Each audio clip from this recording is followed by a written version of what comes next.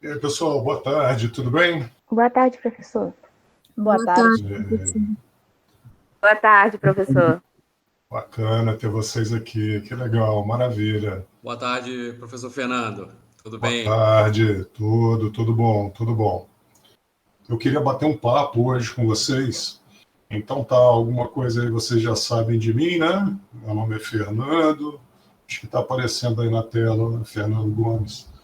Eu sou, então, licenciado em Química, tenho mestrado em Engenharia e Ciências de Materiais, doutorado, igual vocês estão fazendo aí agora, Ciência e Tecnologia de Polímeros.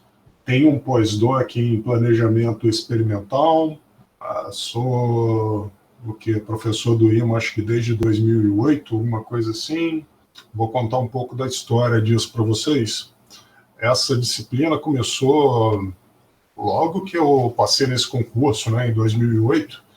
E a ideia dessa disciplina era trazer algum entendimento em relação aos biopolímeros e como que a gente pode usar esses materiais, como que a gente pode trabalhar com eles. O que acontece? Essa disciplina ela veio evoluindo aí ao longo desses anos. Isso começou com uma química orgânica meio brava, então, era assim, a gente falava muito das reações que estavam envolvidas e tinha muito mecanismo, e muita coisa legal, sabe? Muita coisa que eu gosto, mas em algum momento eu percebi que tinham dois problemas. Tá? Um era relacionado a vocês. Vocês queriam me matar todo bimestre. Quando via aquele monte de reação, aquele monte de coisa, pô, vocês ficavam muito, muito felizes comigo. Beleza. Aí a segunda questão é que aquela cadeira da professora Bluma, Mecanismos 2, tá? Pô, fala muito melhor dessas reações do que eu. Então, assim, sabe, não tem muito sentido, né, ficar mostrando duas vezes uma mesma coisa.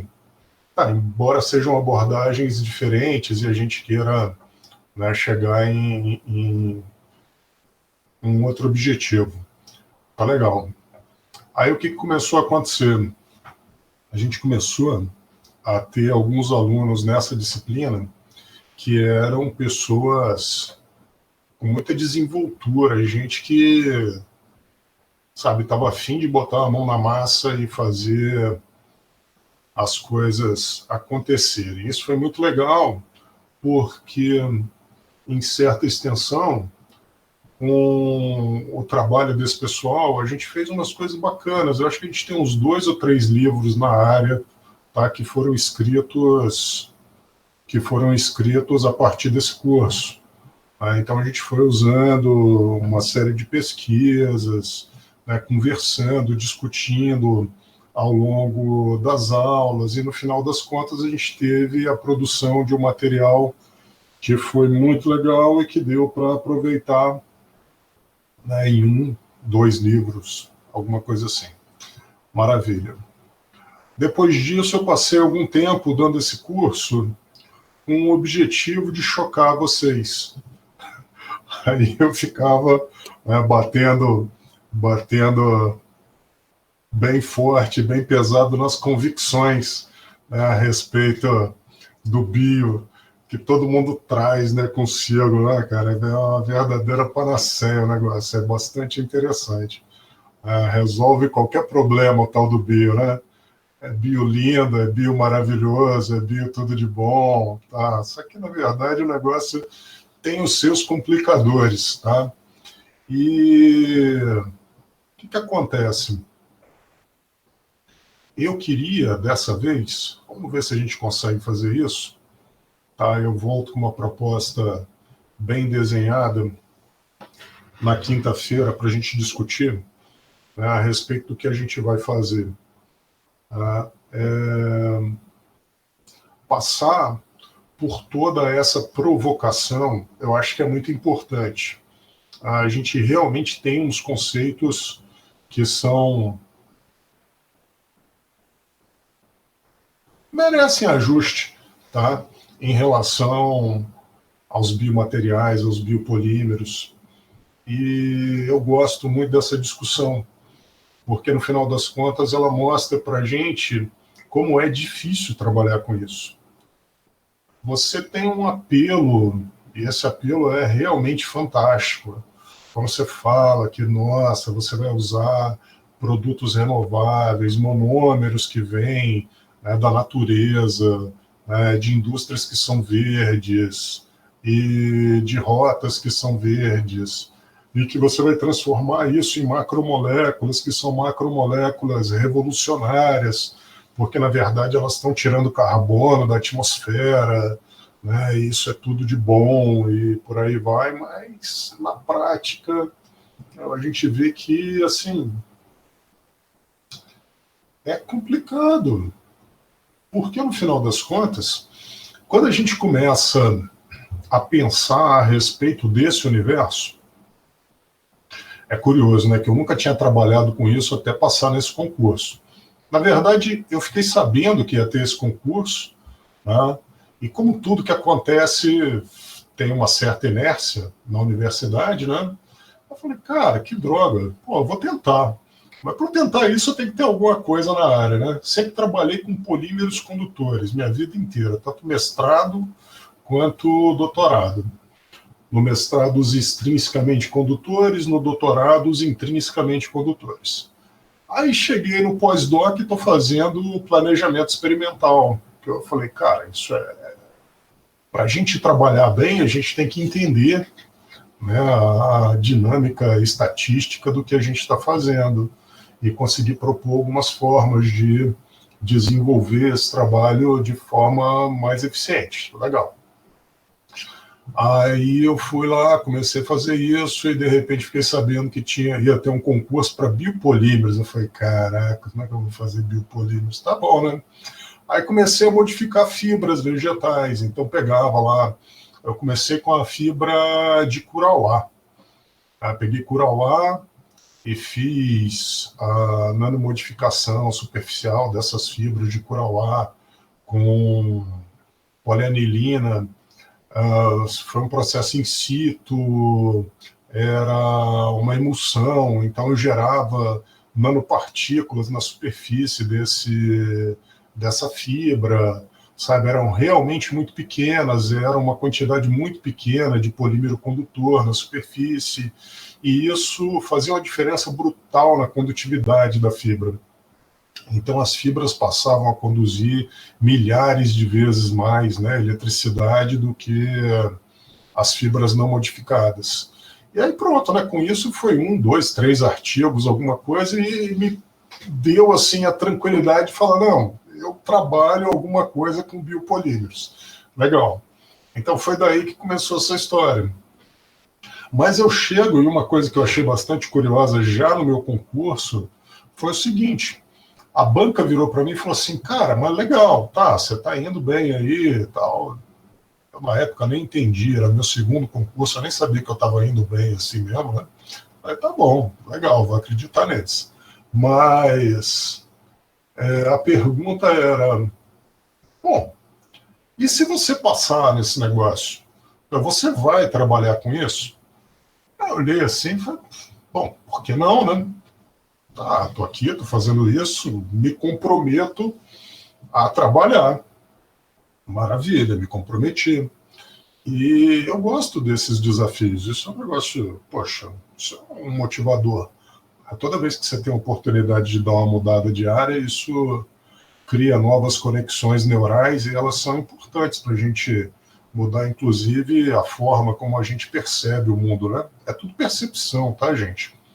Então, assim, às vezes alguma coisa que eu estou falando que faz sentido para mim não faz o menor sentido para vocês hoje, mas daqui a algum tempo, né, eu somando alguma outra contribuição ou batendo a cabeça num canto de uma mesa em algum momento, as coisas se iluminam, tá? Maravilha, não recomendo essa segunda técnica aí para ninguém, tá? Deixa o negócio, isso é raro acontecer, né? O cara tem um traumatismo craniano e virar um gênio depois. Acontece uma vez ou outra, mas na maioria das vezes não acontece isso não, Beleza. Mas então, o que acontece? Na hora que você assume... Boa, Vanessa. Na hora que você assume um compromisso desse, poxa, você tem que tentar seguir, né, nesse caminho, foi o que eu fiz.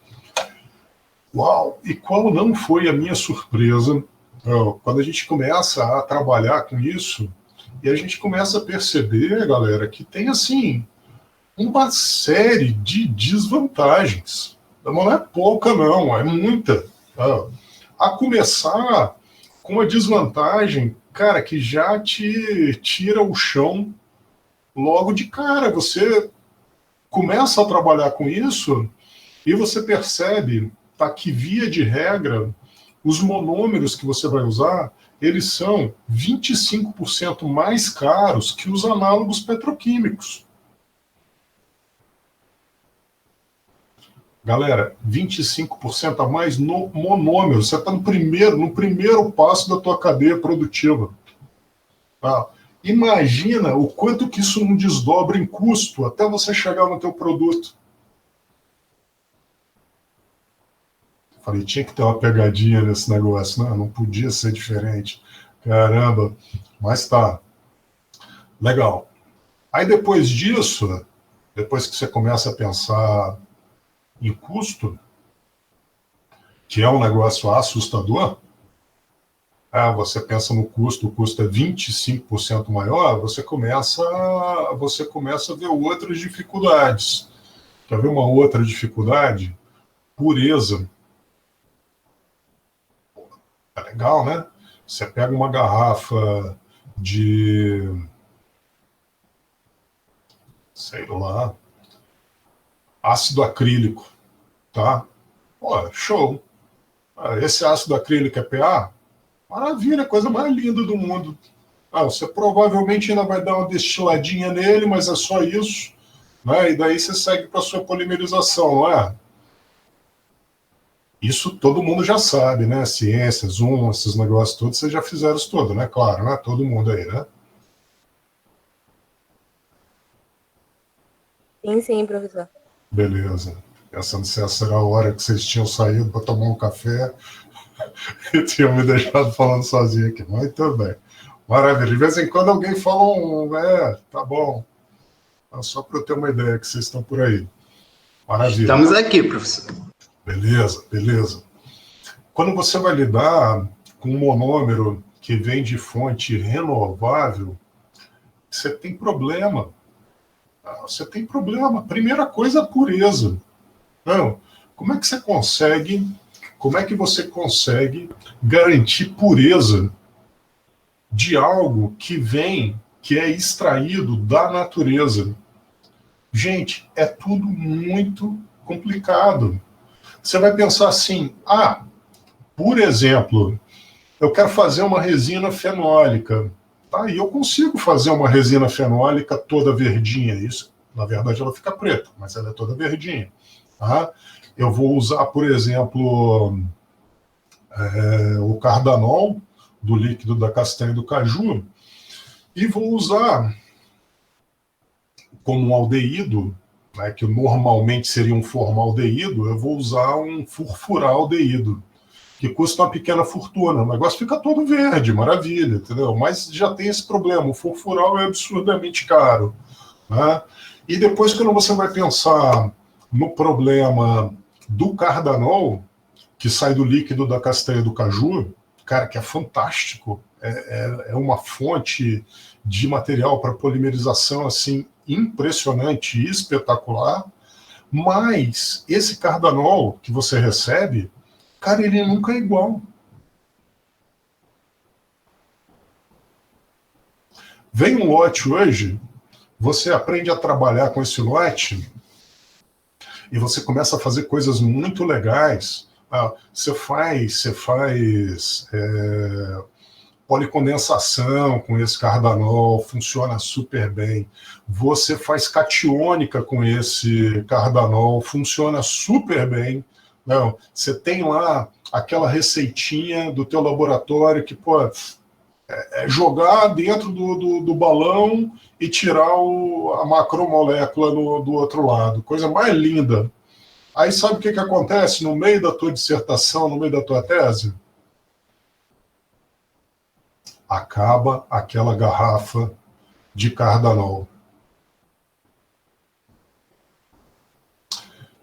Vamos supor que você foi esperto, ou esperta, né? E quando você viu que estava acabando, você pediu outra garrafa, tá?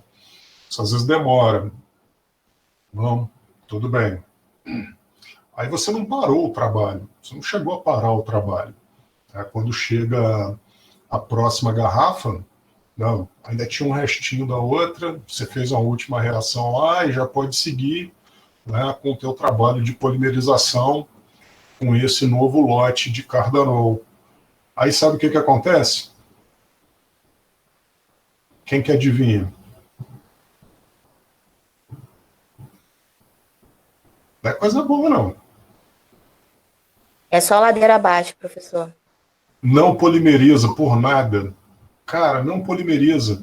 Você repete o procedimento todinho, você faz tudo igual, você garante que os outros reagentes estão todos legais, está tudo funcionando bem, e você não consegue o mesmo produto por nada nesse mundo.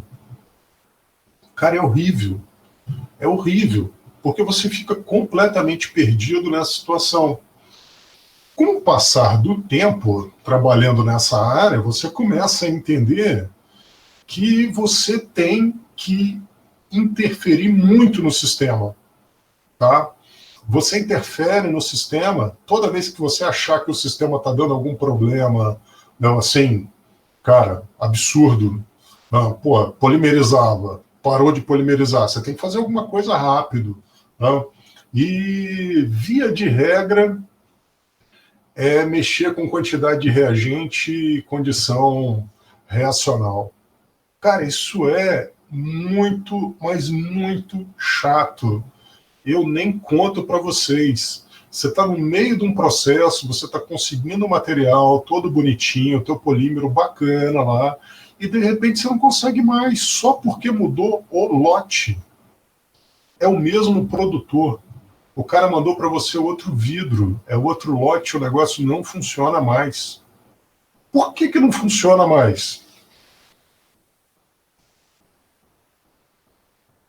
Porque você não está lidando com um vidro de ácido acrílico. Não, você não está lidando com vidro de estireno. Não, você, a princípio, não está lidando com uma substância pura no sentido clássico do negócio. Porque cada vez que você receber um novo lote desse, o que vai acontecer? Você está sujeito a todas as questões relacionadas à sazonalidade desse teu produto, as questões ambientais que estão envolvidas também durante a produção desse ativo. Tudo impacta. A quantidade de luz que a planta recebe em determinada época do ano, a quantidade de água que ela tem disponível, tudo isso vai impactar. E como é que você controla isso? Bom, na verdade você não controla, você age sobre. E essa é uma grande dificuldade. Ei, Johnny. Ei, professor. Boa tarde, Fernando Demora. Boa tarde. Então, essa é uma grande dificuldade. Você soma, então, a questão do preço de partida ser maior, você soma a questão de você não ter um controle pleno do que você está usando como reagente, fruto de todas essas problemáticas aí, sazonalidade, quantidade de água, quantidade de luz e por aí vai, tá? E você vê que você tem uma situação que é bastante complexa de trabalhar. Beleza. Tá. E aí vem a pergunta que é, ok, né? Se isso é tão ruim, por que a gente trabalha com isso? Não. Aí é o seguinte, não é que seja ruim, é desafiador, é diferente, tá? E quando você pensa no teu próprio perfil, né, de trabalho, você é uma pessoa que gosta de lidar com desafios, nossa, você está num campo que é prato cheio para isso. Toda hora você vai ter um desafio, você vai ter alguma coisa para você resolver. Tá legal? Então, o que acontece? Na maioria das vezes, a gente tem que ter cuidados durante o desenvolvimento dos nossos trabalhos. Você está fazendo um mestrado, você vai precisar de 1 ano de reagente. Cara, não faça conta de meio ano de reagente. Você vai ter problema depois. Não, você vai precisar de reagentes que vão provavelmente ser obtidos e vão ser diferentes. E você vai ter que lidar com isso. E dependendo do tempo que te sobra, uma mudança, né, em procedimento experimental é uma coisa assustadora, tá? O problema do custo, você tem que lidar com o custo disso, isso vai ser mais caro do que um outro material, um análogo que seria de fonte petroquímica. Legal. Agora, uma coisa que a gente tem que pensar é, justamente por conta da complexidade dessas micromoléculas que estão envolvidas aí nesse processo, cara, você vai ter produtos macromoleculares que são também muito complexos. Na maioria das vezes, eles são muito complexos. E essa complexidade, tanto a nível químico quanto a nível físico-estrutural, isso é muito bacana, porque você começa a ter propriedades diferenciadas para esses materiais. Ainda assim, pode ser que isso ainda seja proibitivo, tá? Por quê? De novo, problema do custo. Vocês têm que pensar sempre no problema do custo que está associado ao trabalho de vocês. Legal. Então, como é que você pode fazer para lidar com isso? Como que você bypassa problema de custo? Ideias? A adição de cargas, professor, que acaba Boa, Vanessa. barateando o produto? Barateando ou aprimorando ele, né? Porque tem muitas cargas que elas agregam propriedades melhores, né, para Sim. E assim, a gente tem que pensar no objetivo final desse material que a gente está desenvolvendo. Então, imagina o seguinte, imagina que você quer, por exemplo, fazer um ligante, tá? Tipo, você quer fazer um ligante asfáltico, tá? Aí você vai pegar lignina para fazer isso. Vai funcionar? Vai. Não, com certeza, isso vai dar certo. Você vai conseguir um ligante, né, para suas pedrinhas que vão funcionar lá para a tua pavimentação. Tá, mas qual é o custo da lignina, que é, tudo bem, o segundo biopolímero mais disponível no nosso planeta, né, e que muitas vezes é considerado como um subproduto da indústria do papel? Não. Mas qual é o custo disso em comparação com o asfalteno, o asfalto que você tira lá do petróleo, aquele subproduto bravo lá do... É mais caro. Não, então dificilmente você vai conseguir, né, vender essa ideia para alguém de substituir asfalto por lignina para fazer um pavimento. Concordam comigo? Sim. Sim. Legal, maravilha.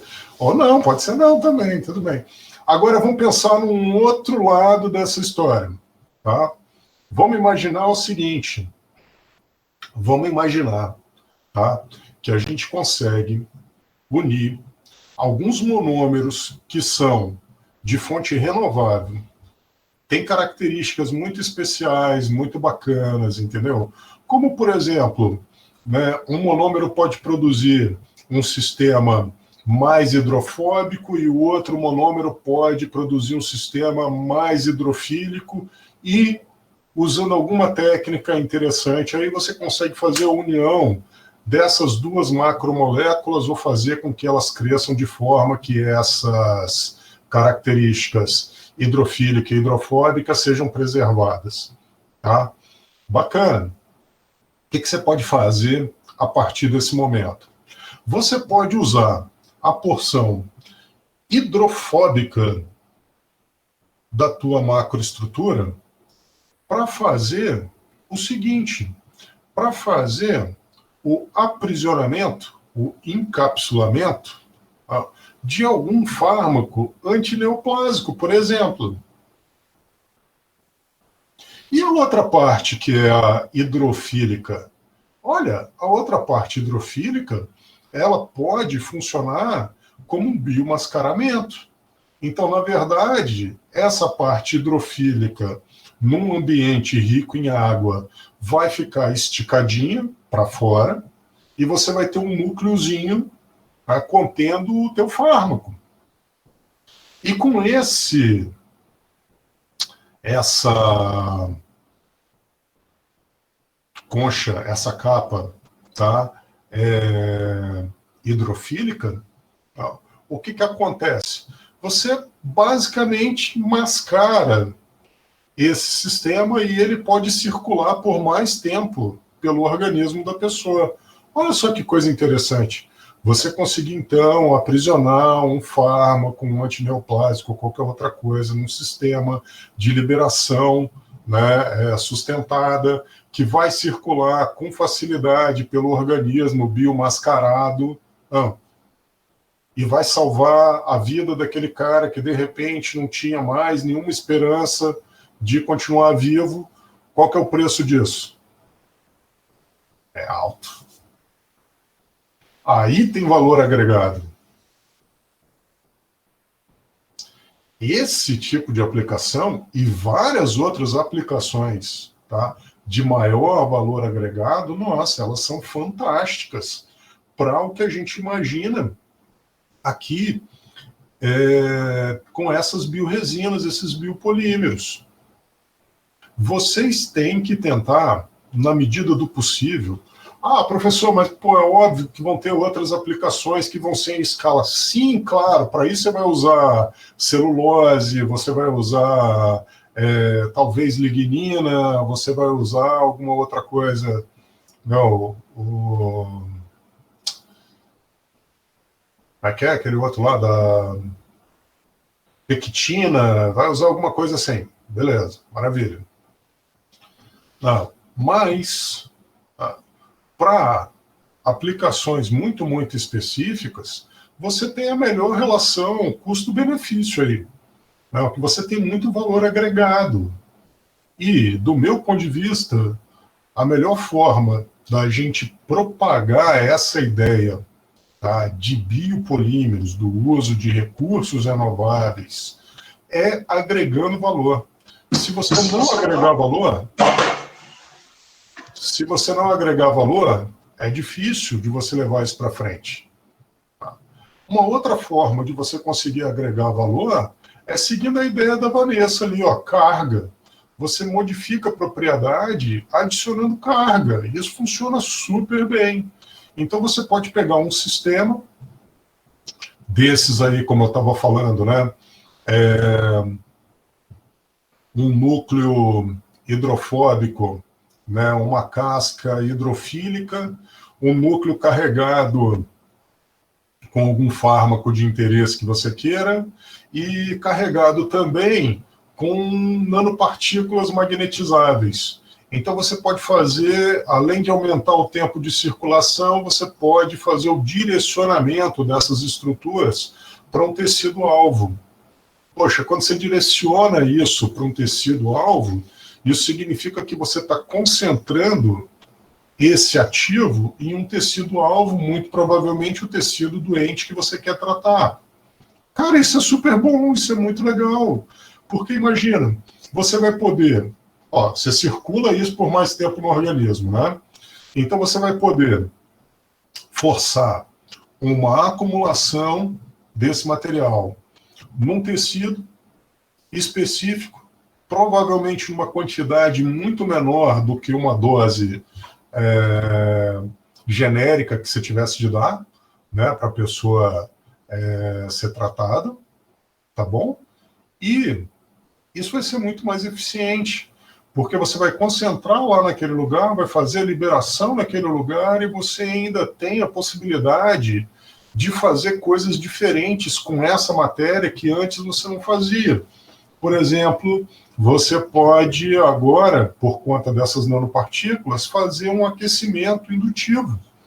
Então, um aquecimento indutivo localizado, sabe, que consegue aumentar a temperatura de um tecido em particular, ao mesmo tempo em que você tem um processo de liberação de um ativo, nossa, é fantástico.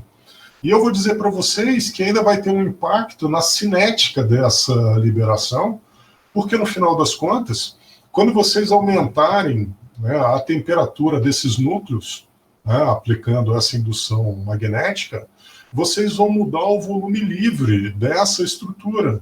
E mudando o volume livre dela, vocês vão ter mecanismos de difusão que vão ser mais eficientes. Ou seja, você ainda acelera a liberação desse fármaco nesse tecido-alvo. Isso se você tem uma definição melhor, né, de cavalo de Troia do que essa, é legal, compartilha com a gente aí que enriquece, mas eu acho que essa é uma bela definição.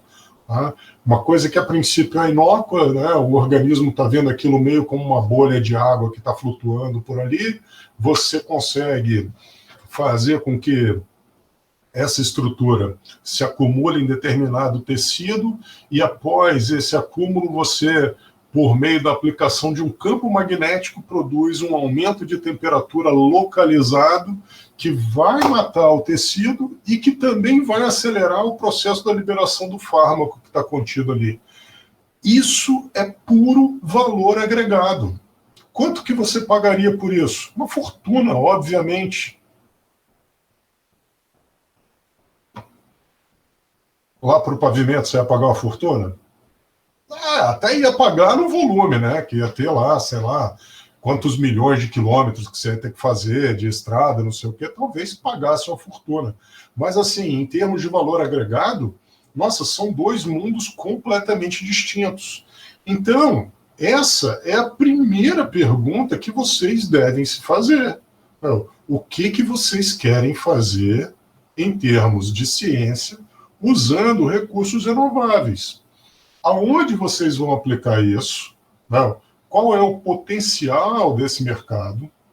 E qual é o valor agregado que você consegue nisso, que você está propondo, que você vai querer fazer? Vocês estão entendendo que é uma questão complexa? Vocês estão entendendo que é, sim, um discurso muito bonito, mas que na prática a gente tem que fazer isso funcionar. E para fazer isso funcionar, a gente tem que pensar sobre o problema que a gente vai enfrentar. Não adianta você querer resolver um problema, que é um problema de baixo custo, usando uma ferramenta de um custo absurdo. De muito valor agregado, de um custo absurdo, não faz o menor sentido. Então, vocês são responsáveis por levar essa ideia para frente. Vocês são responsáveis por apresentar, sim, de forma consciente para as pessoas com quem vocês vão trabalhar. Né? Não digo só na pós-graduação, não. Quando vocês forem para uma indústria desenvolver algum produto, quando vocês forem para algum lugar, na atividade profissional de vocês, vocês devem ser embaixadores desse tema. E para vocês fazerem isso, vocês têm que ter uma noção muito boa das vantagens e das desvantagens de trabalhar com isso. Se você não entende as desvantagens, e se você não consegue mostrar para as pessoas que via um processo de melhora de propriedades, de modificação de propriedades, nossa, você pode superar isso muito e esse material pode ser muito vantajoso, talvez não seja o caso de você trabalhar com um monômero de fonte renovável, com um biopolímero, com algo assim. Tá bom? Não é para vocês ficarem tristes, nem para vocês desistirem, não. É para vocês estruturarem os pensamentos de vocês e as estratégias de vocês. Eu vi pelo menos uns 2 ou 3 falando aqui que vai trabalhar com biopolímero. Bacana, eu acho muito legal. A pergunta que eu faço agora para cada um de vocês que falou que vai trabalhar com isso é: vale a pena? Tem muitas implicações trabalhar com biopolímeros, né? Tem muitas desvantagens também. Agora, no meu seminário, fazendo levantamento bibliográfico, eu vi muito disso, né? É muito pouco utilizado no Brasil, não é em larga escala, não é feito, né? Então, são pontos que tem que se levar em conta, né? Leni, sempre alguém vai te perguntar, mas por que eu não uso aí algum sistema convencional? E você vai ter que saber explicar isso, entendeu? Você tem que falar, por exemplo, imagino que você está trabalhando com perfuração, alguma coisa assim. Você vai ter que falar para o cara, entendeu, que esses fluidos que você está preparando, eles têm uma série de vantagens, sabe, que, poxa, os outros não conseguiriam, sabe, suprir nessa mesma qualidade. Não, mas, repara, não sou eu que vou te dizer isso. Por quê? Porque eu sou um cara mau. Não é, porque assim, eu não sei o que você está fazendo. Não. E isso é uma responsabilidade, então, que é sua. Você tem que ter consciência de que alguém vai te perguntar isso. Não, em algum momento... Oi? Pode continuar, depois eu falo.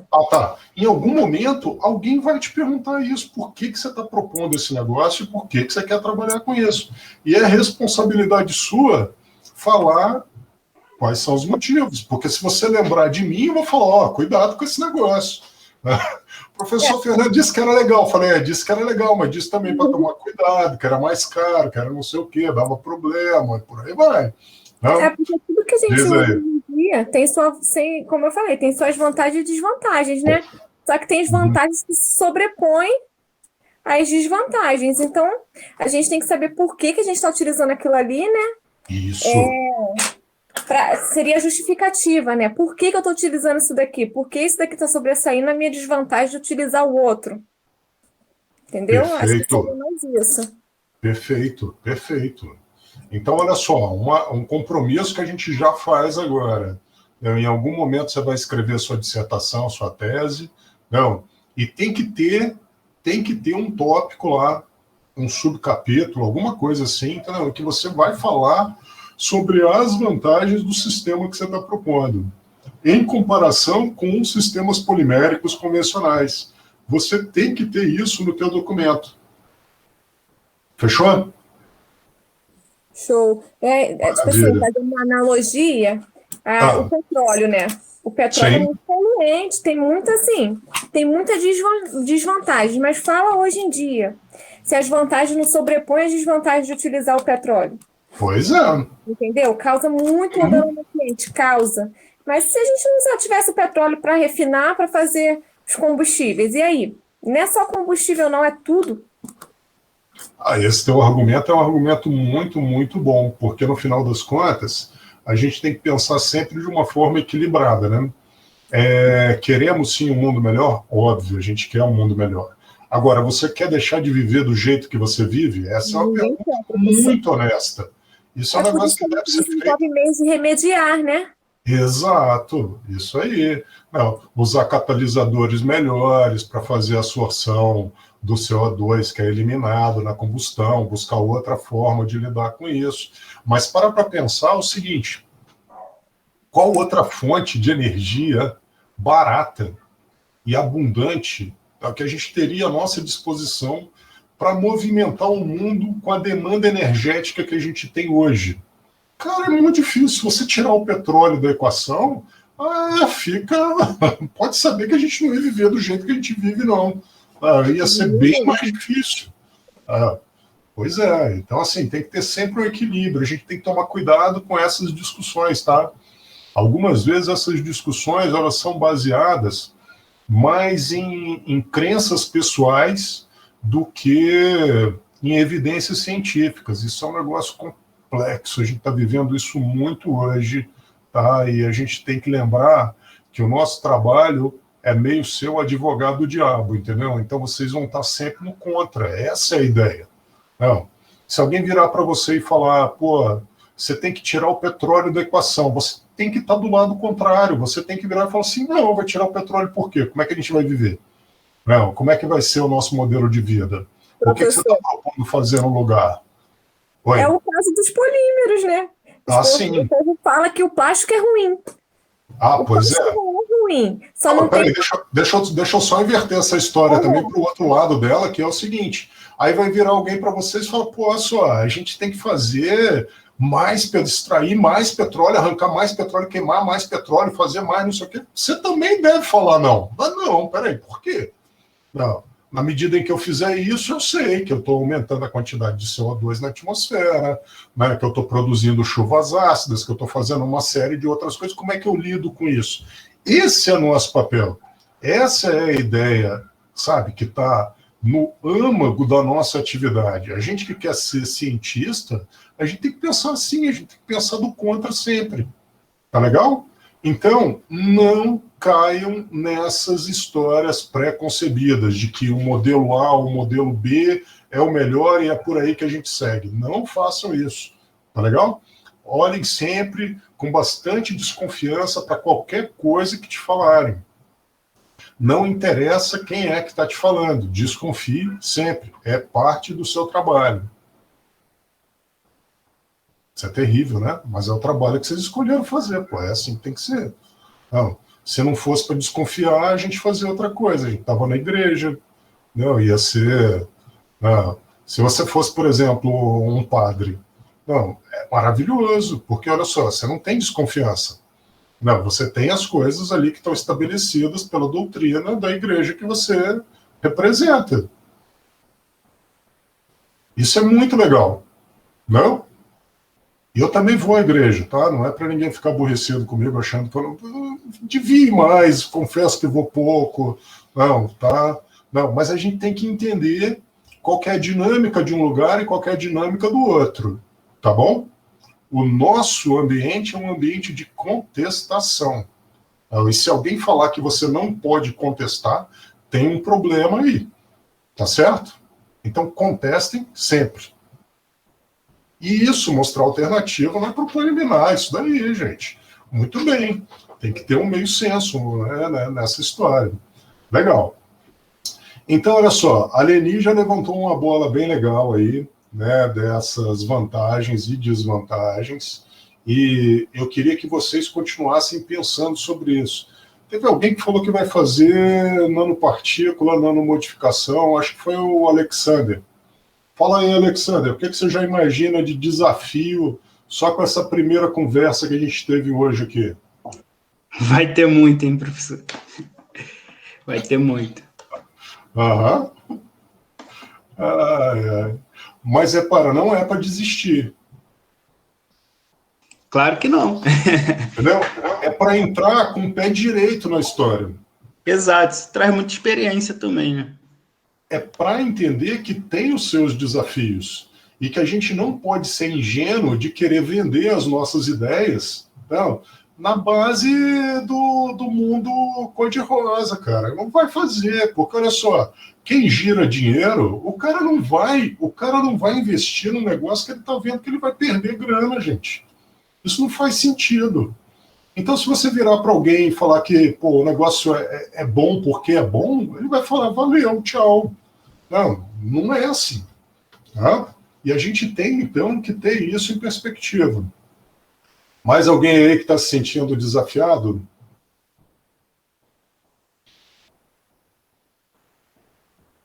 Quem que vai trabalhar com quitosana aí?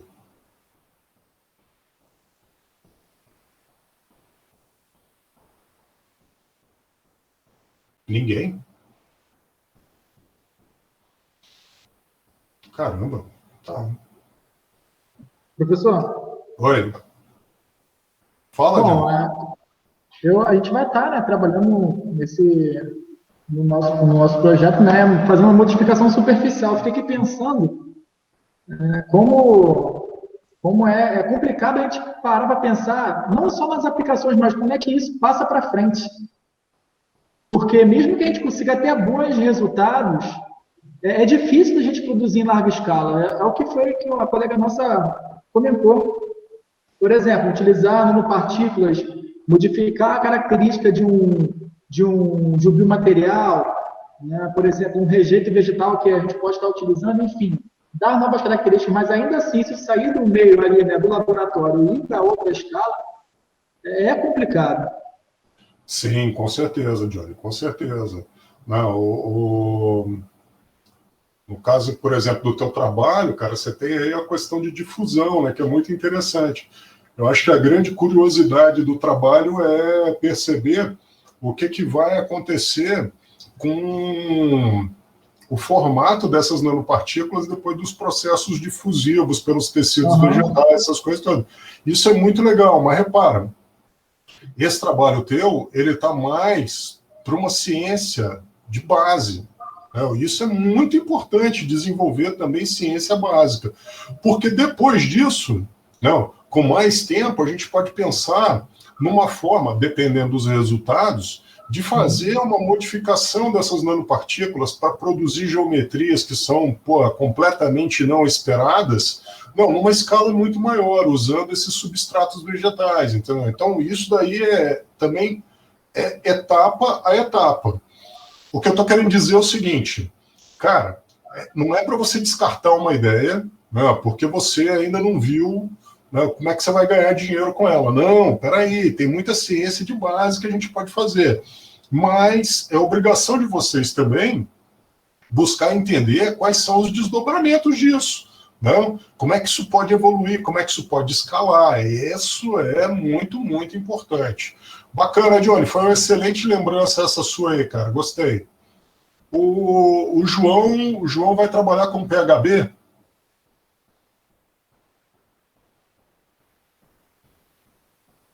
João saiu para beber um café, largou só um negócio logado aí. Brincadeira, hein, João?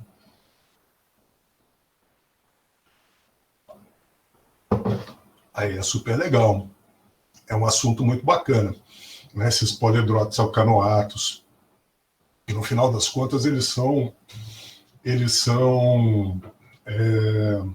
formas desses micro-organismos acumularem carbono. Então, eles acumulam esse carbono na forma desses polímeros, polidróticos alcanoatos em geral, que é o butirato, o valerato, e rola ainda alguns copolímeros. É bem bacana. Só que é bastante complexo também, né?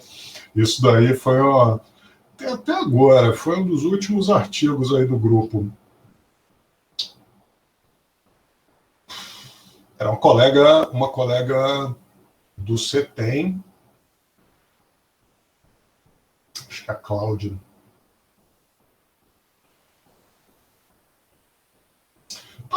Anyway, eles fizeram lá uma colônia de umas bactérias que nunca ninguém tinha trabalhado com elas e deram alguma coisa lá para as bactérias consumirem, alguma fonte de carbono. Então, provavelmente, como é estudo base, deve ser alguma coisa mais pura, né? Já vai direto com glicose, algum negócio assim, não vai tentar fazer nada muito, muito complicado para não sobrecarregar os micro-organismos. Tá bom. Aí o que acontece? Cara, muito bacana. Eles fizeram um mapeamento genético dos micro-organismos. Cara, e foi super legal, porque esses micro-organismos, de acordo com esse estudo genético, eles podiam expressar, acredito que é assim que fala, se não for, alguém me corrija aí, por favor, 4 diferentes tipos de macromoléculas, como reserva de carbono. Cara, muito legal. Aí vem a pergunta, né? E qual que é? Ah, muito bom, beleza. Essa é uma pergunta muito bacana, que foi o que trouxe eles, né, até o Instituto de Macromoléculas, tal. Aí vieram conversar, a gente bateu um papo, eu achei super legal a história, não, e falei que estava, assim, muito interessado. Valeu, Johnny, expressar, bacana. Não. Cara, que eu tenho uma grande vantagem, eu sou absurdamente ignorante de todos esses assuntos, da maioria deles que a gente conversa, né? Eu sei alguma coisa um pouquinho e tal, a maioria eu vou tentando aprender com vocês e com a galera que de vez em quando rola essas atividades. Beleza, mas aí a ideia deles era a seguinte, eles queriam saber qual era a composição dessa estrutura polimérica. E, pô, podiam ser 4, né? Podiam ser 4 polímeros diferentes.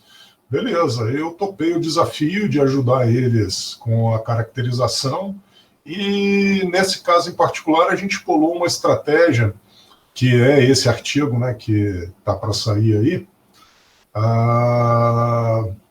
usando o FTIR, que é uma ferramenta que geralmente a galera não dá muita bola, né? É um negócio que você fala, pô, mas FTIR, não, legal, dá para tirar muita informação. Né? Usando o FTIR e usando uma simulação de Monte Carlo. Então, o que a gente fazia? Cara, a ideia foi basicamente o seguinte, a gente sabia que tinham esses 4 possíveis polímeros sendo produzidos lá pelos micro-organismos, legal. Como que a gente ia achar esses polímeros, esses biopolímeros? Cara, praticamente impossível. Cada um mais caro do que o outro e um negócio assim de outro mundo. Não, então ia ficar inviável conseguir levantar, né, esse tipo de dado para fazer a determinação. Bacana, João. Legal.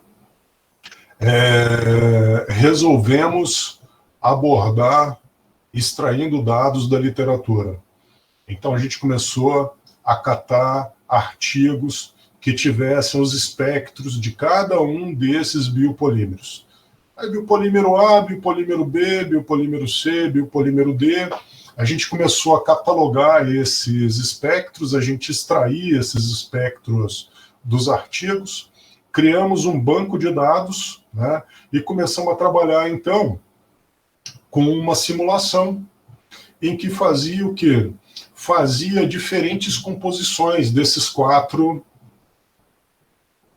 biopolímeros. E para cada diferente composição, usando a regra das misturas, que é um negócio que a gente aprende no começo da faculdade da gente, né, você forçava a máquina a gerar um espectro. E depois você comparava esse espectro gerado, né, pela regra das misturas desses 4 espectros individuais, com o espectro da mistura biopolimérica que tinha. Tá? E com isso, a gente chegou a uma conclusão muito legal. 95, 97% do polímero dessa mistura polimérica era o primeiro biopolímero. Tá? E tinha, sim, né, impurezas, traços dos outros. Tá? Isso foi muito bacana, tá? Já está aí, daqui a pouco vocês vão poder ler esse artigo e ver que é razoavelmente fácil de resolver esse tipo de negócio. Mas daí você pensa na complexidade da coisa. Que imagina só, se a galera lá do CETEM não sabe lidar com essas bactérias, cara, não tem a menor ideia de como é que faz isso. Sei, na teoria eu sei como é que faz. Não, maravilha, mas na prática eu nunca nem vi, nunca nem entrei num lugar desse. Não, maravilha. Tenho medo. Legal, só de chegar lá você estraga o experimento do cara todo. Nossa, eu tô fora. Não gosto, não. Aí tá, você tem que saber produzir a bactéria, você tem que saber tratar dela de modo que ela acumule o tal do carbono que você quer, na forma lá do biopolímero que você quer. E depois você tem que isolar esse material polimérico, né, dessa estrutura, né, dessas microbichinhos, né, que tem proteína e tudo mais, você tem que limpar aquele negócio, e depois você tem que entender o que tem ali, cara. Não, que pode ser 1, 2, 3, 4 nesse caso, polímeros diferentes. Não. E eu vou dizer para vocês uma coisa, que o Johnny, que é biólogo, ele pode dizer se é muita viagem minha ou se não é. Tem lá, pode expressar biopolímero A, B, C, D. Expressou mais o A porque estavam tratando esses bichinhos de determinada forma. Aposto com vocês que se mudar ali